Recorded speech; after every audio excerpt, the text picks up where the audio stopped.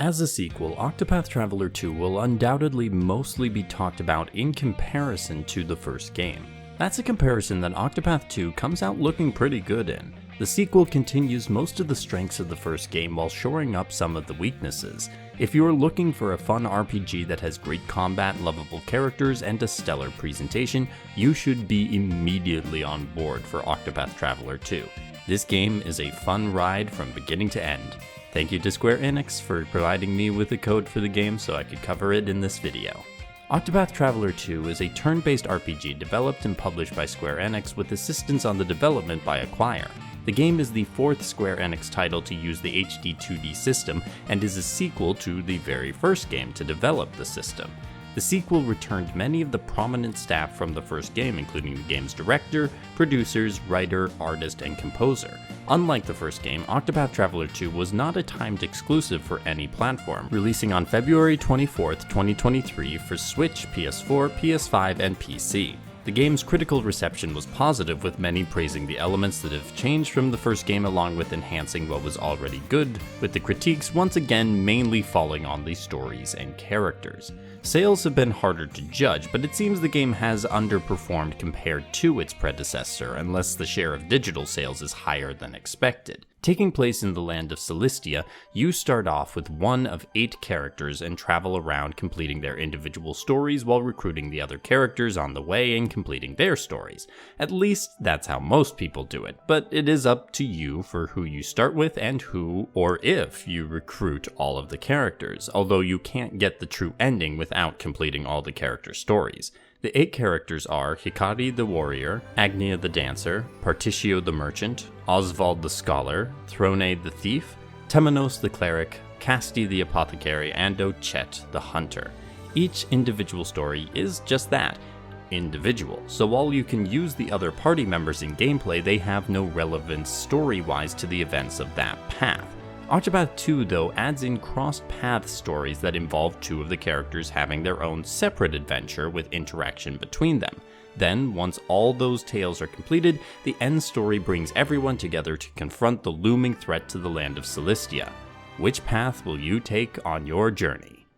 Octopath Traveler 2 improved on the storytelling of Octopath 1 in several ways.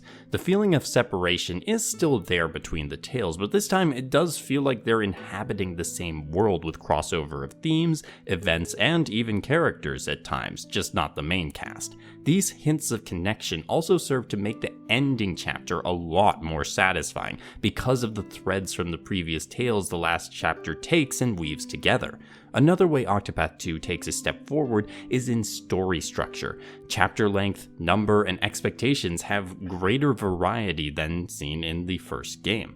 By having some shorter or longer chapters, some multi-part chapters with choices within them, and some subversion of expectations when it comes to the arrive in town, discover mystery, explore dungeon, defeat boss formula Octopath perfected before, Octopath 2 was able to keep me on my toes. If I know exactly how everything is going to go, that leads to a lull, and by switching up the structure of the storytelling, Octopath 2 kept my attention and I got more out of the experience because of it. On the whole, I found the character stories compelling as well. Most had really great premises to hook me into them, and I would also say that most of them executed their stories quite well. The cross paths and ending reinforce that the character interactions are great, with strong chemistry between the characters, which does mean it would have been nice if there was more. The cast of Octopath 2 felt lively and fun. Many were dealing with harsh situations, but their personalities and optimism in a lot of cases shone through.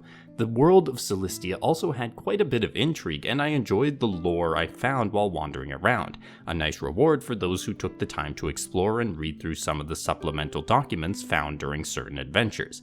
Plus, each story has a collection of their own memorable characters on all sides. The story, world, and characters worked well together, with the only missteps I found coming from not following through on certain ideas and character arcs, or the lessened but still present structural barriers to the development of the cast as a group. I was surprised at the progress in story writing and hope that Octopath 3, if/when that does happen, can continue that trend. Overall though, the main cast was just a lot of fun. I enjoyed all of the characters and their stories, and I really can't say that for the first game, so it's a step up for my enjoyment of the stories. For non-combat gameplay, the main way you interact with the world is through the path actions. Each character has 2 unique path actions that differ depending on the time of day. Thankfully, you can change the time of day with a press of a button at any point in standard gameplay.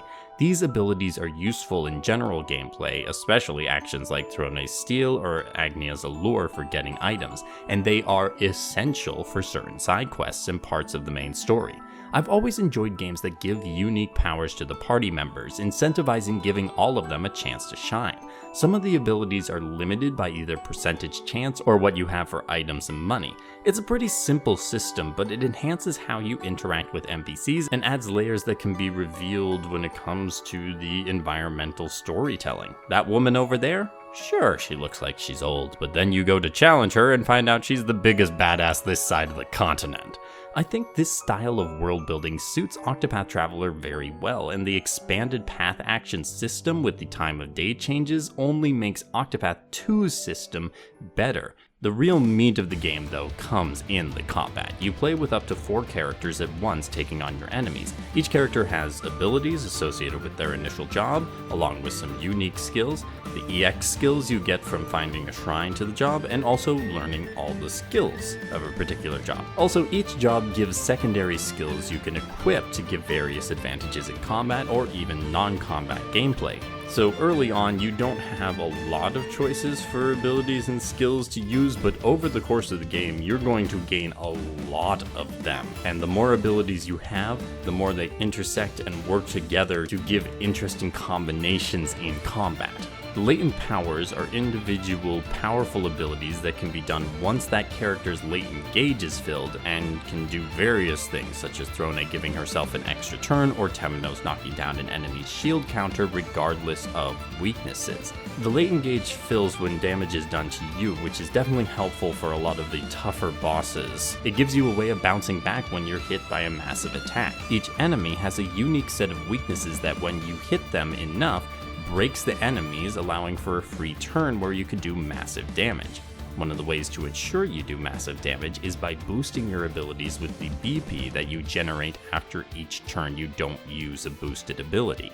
There's a lot of elements to combat that, when put all together, gives you a litany of options to take down your enemies with, and it is extremely satisfying to pull off your vision and see the enemies fall before you. While certain abilities and skills are perhaps more useful than others, I did find all of the party members fun to use in various ways.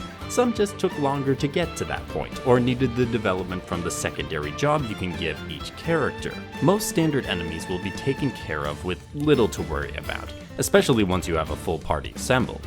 That does help for making grinding easy to do, but I also thankfully didn't have much need for grinding so long as I was swapping characters in and out of the party regularly. It's good to keep the team up because while the random encounters are easy to brush off, the bosses are a different matter. These battles are intense, with all of the bosses offering a challenge, although some more so than others. The difficulty of the game in general has dipped as compared to the first game, but there are still plenty of really tough fights. A couple of those do fall into the unfair region because the game is just being blatantly unfair, but considering some of the abilities at your disposal, it does sort of work out.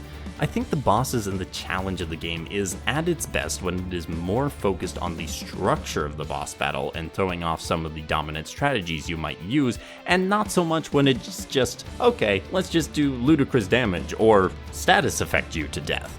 Difficulty balancing is always a tough rope to walk, so I understand that experience will vary person to person. I did find for the most part that the combat left me satisfied far more often than it left me frustrated, but it did frustrate me on several occasions. As alluded to earlier, progression, including secondary jobs, is an important part of the game. In addition to the standard jobs that I listed earlier for each of the characters that you can take on as secondary jobs, for instance, Ochette in my playthrough was a hunter and a merchant, there are 4 hidden classes throughout the game. This is one of the reasons I advise doing a thorough exploration of each town, city, and open area you can. There are plenty of secrets that reward your careful exploration. In addition, you'll get the chance to collect more experience and more powerful items and weapons. The addition of water travel also adds a new dimension to exploration, both within standard environments as you travel around, and in the ocean once you get a ship to travel in. Early on, money was an issue for me, but once Throne got really good at stealing, that was never a problem because I'd just steal everything and sell what I couldn't use. Foolproof plan. Sure, you can go straight for the main story objectives, but I found the side content rewarding enough, mainly in items or money, but sometimes in additional world building details or character growth, to justify taking my time to see what caught my eye. Octopath 2 generally respects your time and gives you more the more you are willing to put into the game. The HD 2D system has continued to be refined, with the game showing more details in the art and backgrounds, which, like with the lively characters, adds life to the setting. Looking back on Octopath 1 and comparing to Octopath 2, you can see the progress made in the last 5 years, and more detailed design, so long as it's purposeful, will always serve a game well. The day and night cycle is part of making the world distinct, and the use of lighting in particular is a highlight of the game. I knew that they used lighting tricks to draw attention to certain hidden items, and I was just so enveloped that it fit seamlessly. Musically, I think Yasunori Nishiki did a fantastic job with the soundtrack, especially with the tracks that don't sound like the work that he has done before. He also did a great job building off of the past works such as the adjusted main theme and the night themes. The music, though, is one of the areas I think does fall short of the original game, but that's mainly because of how incredible the first game's music was. The user experience of the game has quite a few improvements with quality of life features. The two examples I think illustrate this is allowing you to increase the speed of battle. Once I turned to double speed, I never went back. And allowing Ochette to automatically capture animals. This is illustrative of my sense that the developers respect our time. Some Octopath battles can get really long, and reducing that time down makes a lot of sense and was done in such a simple and elegant way. As for Ochette capturing beasts automatically, that is a streamlined gameplay option that makes so much sense to include since it was an underutilized mechanic in the first game. There is still more they could do, such as not locking one character to the party for most of the game, but I applaud what progress has been made. The UI is clean and understandable, although there are some wordings of abilities that confused me because they didn't do what it seemed like they were saying they did. In the past, I have been critical of the voice work in Team Asano games, Octopath, Triangle Strategy, Live Alive. This is the most complete and consistently well-voiced game they've done. Dynamic character portraits would still be a godsend, but they let the actors veer away from the stiff performances seen in prior games. When it comes to presentation, Octopath Traveler 2 has no significant weaknesses, and that's exactly what I was hoping to see/hear when I started up the game.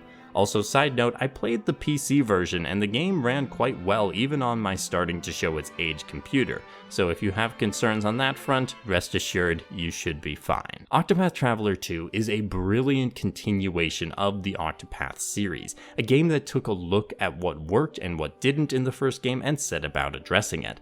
Is there more they could have done? Sure. What brings this game together for me, though, is the continued excellence of the combat system with new wrinkles, some needed improvements to the presentation and quality of life of the game, a memorable cast, stories that had some great moments and few dips in quality, and a vibrant world to spend time in. I had a great time with Octopath Traveler 2, and if you enjoy the first game, you'll love this one as well. Even if you didn't love the first one, the second game may win you over with its improvements, so I recommend giving the demo a shot to see. Let me know what you think about Octopath Traveler 2 in the comments, and while you're heading down there, the flame of this channel only burns as bright as the algorithm lets it, and you can help by giving the video a like, sharing it around, and of course, subscribing. Thanks for watching. Have a great day, and happy gaming.